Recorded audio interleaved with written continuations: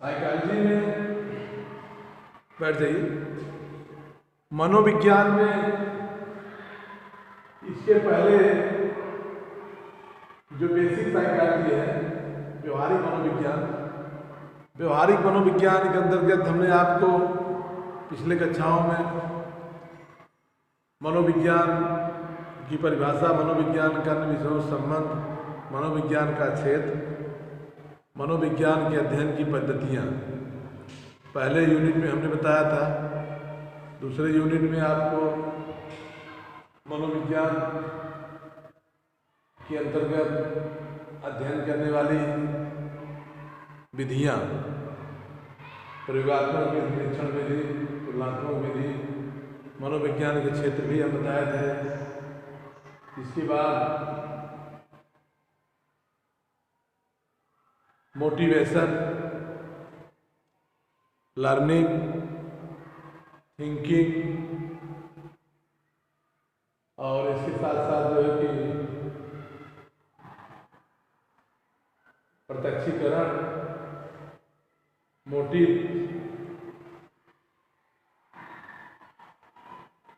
Emotion, संवेग, सभी चीज़ों पर चर्चा हो चुकी है। जो आपको साइकोलॉजी, बेसिक साइकोलॉजी में मुख्य रूप से परीक्षा के उद्देश्य से, विधि विद्यार्थी आप हैं, परीक्षा के उद्देश्य जो पूछा जाएगा उन चीज़ों को प्रकाश में डालकर हम अध्ययन कर रहे हैं। एक चीज़ आपको यहाँ आज पुनः जानना है, मनोविज्ञान के अंतर्गत स्मृति एवं विस्मृति, स्मरण एवं भूलना, किसी बात का स्मरण करना, किसी बात को भूलना, मेमोरी एंड फॉरगेटिंग, याद रखना और भूलना, किस व्यवस्था के अंतर्गत, किस परिस्थिति के अंतर्गत, मनोविज्ञान के अंतर्गत हम देखते हैं। बेसिक साइकोलॉजी में, व्यवहारिक मनोविज्ञान में यह जो है किस स्तर से, किस व्यवस्था के अंतर्गत हम इसको देखते हैं। जैसे कि अब हम स्मृति के बारे में समझने का प्रयास करते हैं। मनोवैज्ञानिक परिदृश्य में स्मृति क्या है? जैसा कि आपने फिजिक्स में के क्षेत्र में, लॉ ऑफ एविडेंस में भी आपने देखा है, स्मृति क्या है, स्मृति ताजा करना। ये भारतीय साक्ष्य अधिनियम 1872 की धारा 154 में, 155 में, 160 में, 160 में, 158 तक है एविडेंस में, 154 में स्मृति ताजा करने की बात बताई गई है। एविडेंस में कुल 158 सेक्शन ही है। अब यहाँ मनोवैज्ञानिक परिदृश्य में हम देखते हैं स्मृति क्या है। स्मृति अर्थात स्मरण मानव की एक महत्वपूर्ण विशेषता है। मानवीय व्यवहार की महत्वपूर्ण विशेषता किसी बात का स्मरण करना है, किसी बात का याद रखना है। एक कहावत है कि याद है तो आबाद है, भूल गए तो बर्बाद है। किसी बात को आपको याद है तो आप आबाद हैं, और भूल गए तो बर्बाद है। ये हमारे पूर्वजों द्वारा कही गई बातें हैं और चर्चा सत्य भी हैं। इसको हम मानते हैं मनोवैज्ञानिक परिदृश्य में। याद है तो आबाद है, भूल गया तो बर्बाद है। तो स्मृति एवं विस्मृति मानव जीवन, मानव व्यवहार की एक महत्वपूर्ण विशेषता है, जिसके अंतर्गत व्यक्ति वर्तमान चेतना के द्वारा किसी बात को इंद्रिय बोध द्वारा स्मरण करके, अनुभव करके, सूचनाओं को मस्तिष्क के माध्यम से इकट्ठा करके उसको वर्तमान परिदृश्य में प्रस्तुत करता है, उसको स्मृति कहते हैं। अब हम स्मृति की परिभाषा के रूप में हम देखते हैं स्मृति क्या है। अर्थात स्मरण जो है, स्मृति मानव जीवन, मानव व्यवहार की एक प्रमुख विशेषता है।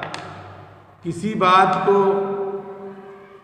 व्यक्ति अपने संवेगात्मक व्यवहार के माध्यम से याद रख के, समझ करके, मानवीय मूल्यों में, मानवीय जीवन में, सामाजिक व्यवस्था में अपने को ढाल करके जीवन जीता है और स्मृति है।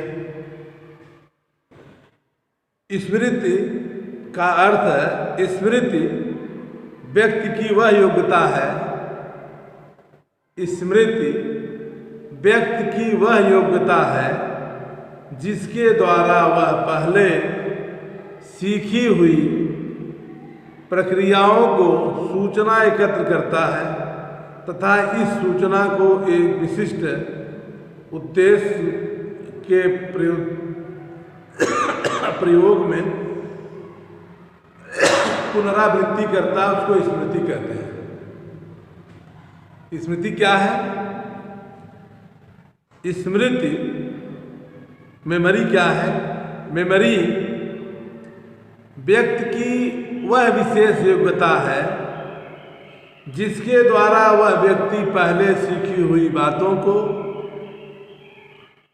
मस्तिष्क के क्रियाओं द्वारा सूचना को एकत्रित करके किसी विशेष व्यवस्था के अंतर्गत परिवर्तित करता है, उसको स्मृति कहते हैं, उसको स्मृति कहते हैं।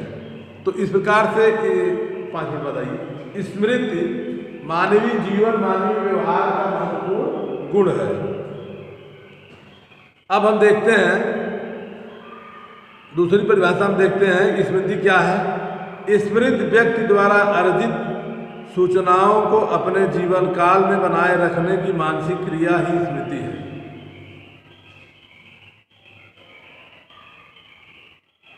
ब्लैकमैन ने मनोवैज्ञानिक ब्लैकमैन ने स्मृति की परिभाषा देते हुए लिखा है कि,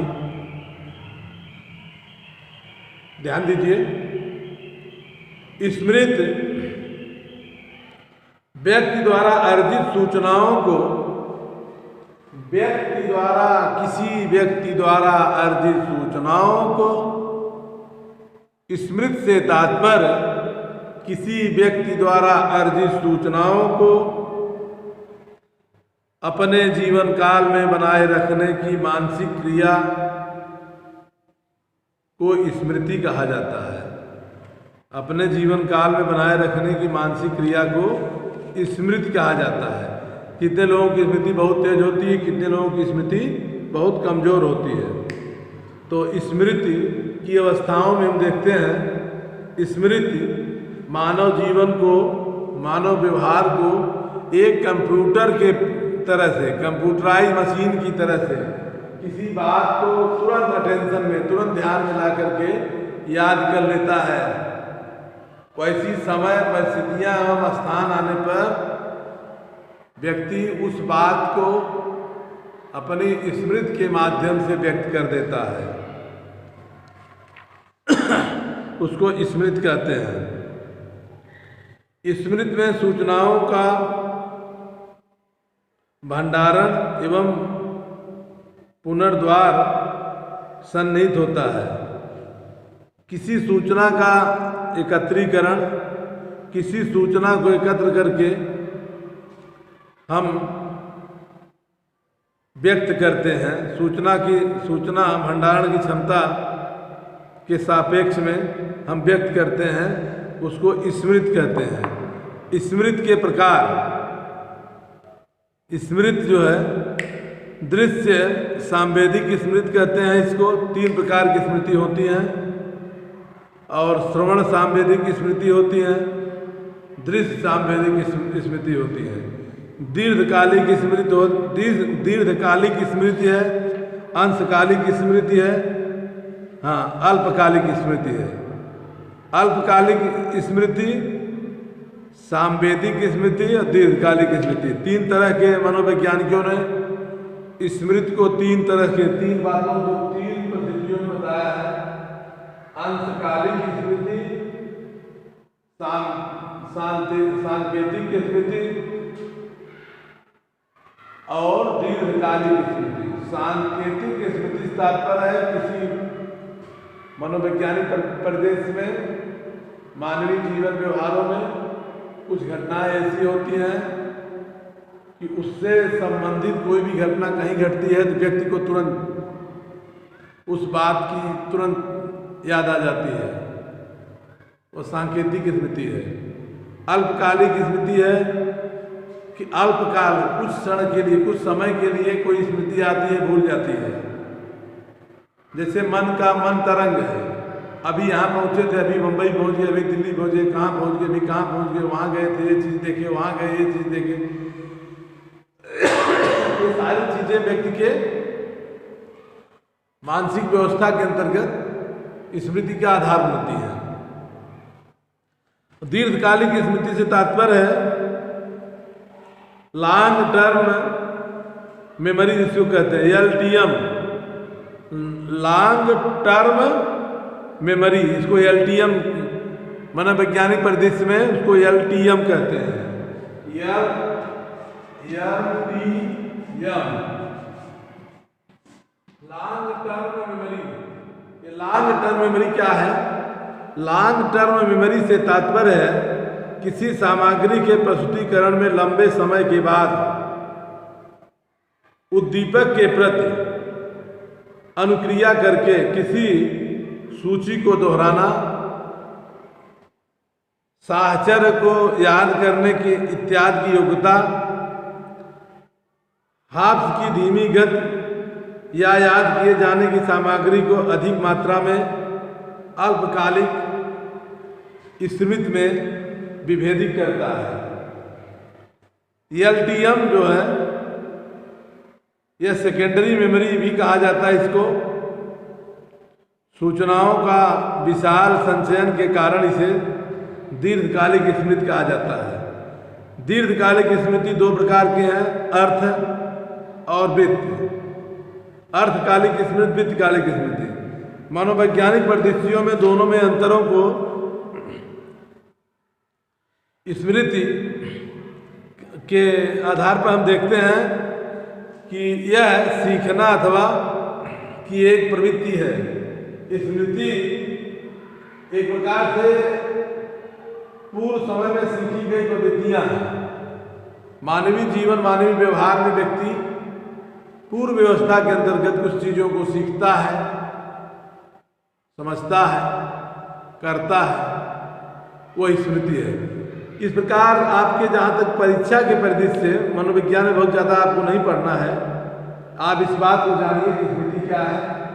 स्मृति मानव जीवन का, मनोवैज्ञानिक व्यवहार में वह प्रक्रिया है जिसके द्वारा व्यक्ति प्राचीन समय के जिसके द्वारा व्यक्ति पूर्व समय में किसी बात को सुनने द्वारा, करने द्वारा, कहे गए, लिखे गए शब्दों, अंकों, चिन्हों आदि के माध्यम से पुनः उस बात को याद करना स्मृति है।